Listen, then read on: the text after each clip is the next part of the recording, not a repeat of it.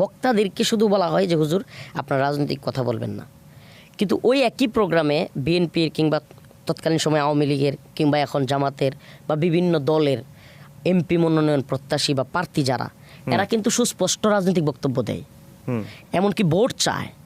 তো আপনি একটা ইসলামিক প্রোগ্রামে গিয়ে ভোট চাইবেন কেন? দোয়া চাইতে পারেন যে আপনারা আমার জন্য দোয়া করেন, আপনারা আমার পাশে থাকেন। ভোট চাইতেছে, ওইটা সে রাজনীতি বলতেছে না। কিন্তু একজন আলেম যখন রাষ্ট্রের চিন্তায় তার বক্তব্যটা পেশ করতেছে, তখন বলতেছে হুজুর রাজনৈতিক বক্তব্য দেয়।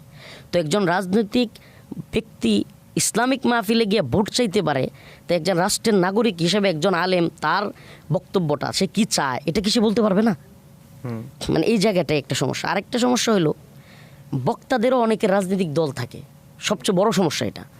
বক্তাদের রাজনৈতিক দল হওয়ার কারণে নির্দিষ্ট মানে ইসলামের জন্য, মানবতার জন্য বা জাতির জন্য কথা না বইলা, কাজ না কইরা নিজের দলীয় এজেন্ডা বাস্তবায়ন করার চেষ্টা করে। এই জায়গায় তখন হয় কি, যেমন বিএনপির তো আর বক্তা নাই, বিএনপি তো আর যেহেতু ইসলামিক দল না। জামাতে ইসলামের ইসলামিক অনেক বক্তা আছে, পপুলার বক্তা আছে।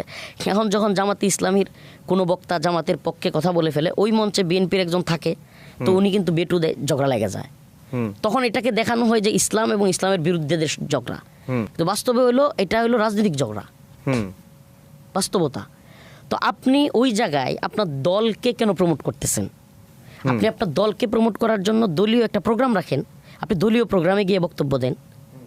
তো ইশারায় হোক কেনাই হোক, আপনি যে কোনোভাবে, হাত দিয়ে খেলাম না চামচ দিয়ে খেলাম, আপনি সিস্টেমে হোক, আপনি যখন আপনার দলীয় এজেন্ডা বাস্তবায়ন করবেন, পাশে বসে থাকা প্রত্যেক এই অন্য দলের রাজনীতিক ব্যক্তি, এরা কিন্তু মানে সবার মাথায় গোবর না, কিছু বুঝে।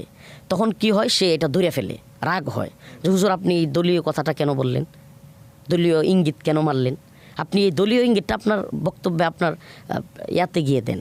এই তখন একটা ঝগড়ার পরিবেশ তৈরি হয়। থেকে বের হয়ে আসার উপায় কি? আফজল ভাই, আমি রিসেন্ট একটা কথা বলি। আমি এই যে কালকের 2 দিন আগের একটা আমার মাহফিলে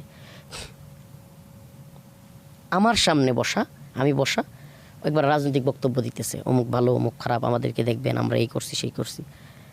আমি কিন্তু ক্ষিপ্ত হই, আমি অনেক সময় মাইক নিয়ে নিই, আমি বলি এই বন্ধ করেন, আমি এমনও করি, অনেক বড় নেতা, তবুও আমি কিন্তু দেই না এইগুলো বক্তব্য দিতে। এই জন্য আমার প্রতি অনেকেই ক্ষুব্ধ হয়। তো সমস্যাটা হয় কি, আমি কমিটিকে বলে দিছি যে ভাই সবাই আমার সাথে যারা আছে কমিটিরে বলে দিবেন নেতাদের বক্তব্য আমি যাওয়ার আগে দিয়ে দিতে, আমরা বসে থাকবো, ওই পর্যায়ে বক্তব্য দেওয়ার দরকার নাই।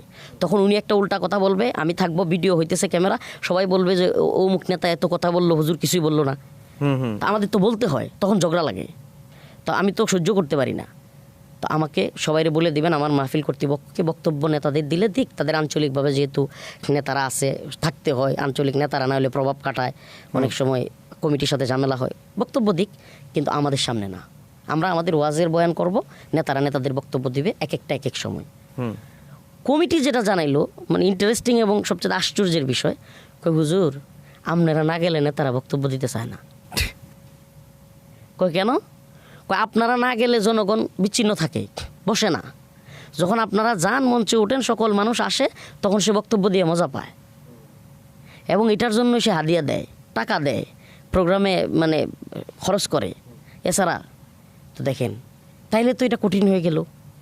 কি কঠিন হয়ে গেল? যেটা আপনারা বলতেছেন যে ওয়াজ মাহফিলের এই সমস্যাগুলো কেন হুজুর, এই সমস্যাগুলো চলতেই থাকবে। কোনো জায়গায় একজন এরকম বাধা দিবে, আর অনেক মাহফিলে এই নিয়ে বিশুদ্ধার চলতে থাকবে। কিংবা মনে করেন এক মাহফিলে এক বক্তা একটু উল্টাপাল্টা বলছে, এটা নিয়ে অন্য দলের অন্যপন্থীরা এটা নিয়ে বলতে থাকবে। তো এই সমস্যাগুলো কমিটি চাইলে যে আমাদের আর্থিক সমস্যা হোক,